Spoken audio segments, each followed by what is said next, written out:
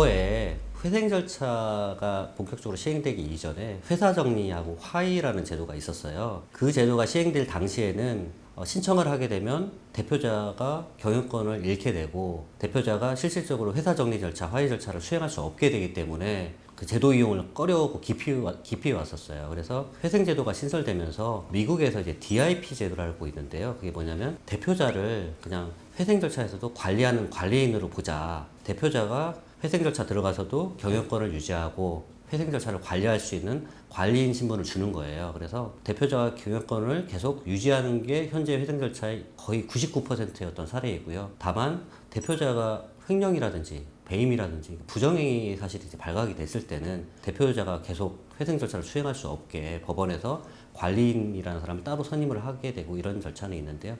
그건 극히 이례적이라고 보시면 되고요. 법인회생이 인가됐을 때 이제 경영권이나 지배권이 좀 바뀌거나 지배구조가 좀 바뀔 우려가 있는 경우가 있어요. 왜 그러냐면 그 법인회생 절차는 채무를 전부 100% 갚으면 좋겠지만 100%를 못 갚기 때문에 들어왔단 말이에요. 예를 들어서 어떤 회사가 10억의 채무가 있어요. 근데 일을 해서 아무리 갚아도 10년간에 걸쳐서 3억 원밖에 못 갚아요. 그러면 그 정도 갚는 걸로 하면 통상적으로는 인가를 받을 수가 있거든요. 그러면 나머지 7억 원에 대해서는 탕감받는 거냐 면제받는 거냐 그렇게 제도가 되어 있지 않아요. 왜 그러냐면 우리는 못 갚는 채무를 면제를 해줘야 된다고 생각하지만 7억 원에 대해서 면제가 되면 세금이 나온다고 해요. 그래서 회사의 주식으로 이제 주는 그런 제도가 있거든요. 근데 7억이라는 어떤 돈에 대해서 주식이 발행이 됐을 때 회사의 기존 자본금이 7억이 안 될 텐데 그럼 채권자들이 훨씬 더 많은 주식을 보유하게 되는 문제가 생기거든요. 예를 들어서 기존 자본금이 대표자가 3억 원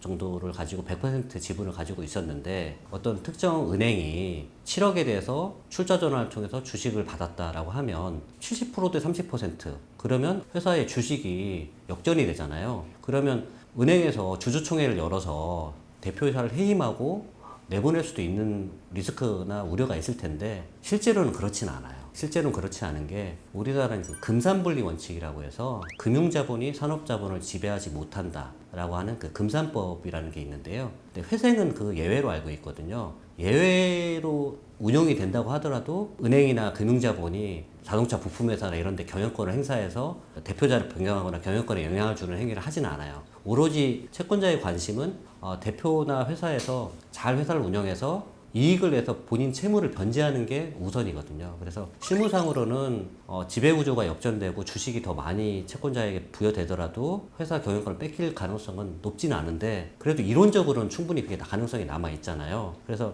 저희가 부산에 대형 완성차 업체에다가 자동차 부품을 공급하는 큰 어떤 자동차 부품 회사가 있었는데요. 회생 신청을 초기에 할 때 그런 우려를 하시더라고요. 절차 설명을 해드렸더니 그렇게 되면 채권자들이 회사 주식을 더 많이 가져오게 되고 나는 이 회사를 40년간 운영을 했는데 경영권을 뺏기게 되지 않느냐. 그래서 이제 서울회생법원을 위시해서 그걸 이제 방어하는 조항이 있어요. 그걸 뭐라고 하냐면 지분 보유 조항이라고 하는데요. 또는 ERP 조항. 회생이 인가되고 성공했을 때 그 대표자에게 또는 대표자가 지정하는 어떤 특수 제3자에게 출자 전환을 받은 은행 채권자로부터 주식을 사올 수 있는 제도가 있어요. 그래서 그런 제도를 이용해서 지금은 현재는 이제 그걸 경영권 지금 방어할 만큼 또는 경영에 문제가 없을 만큼 과반 이상의 주식을 이제 확보해서 안정적으로 회사 운영을 하고 있는 그런 사례가 있습니다.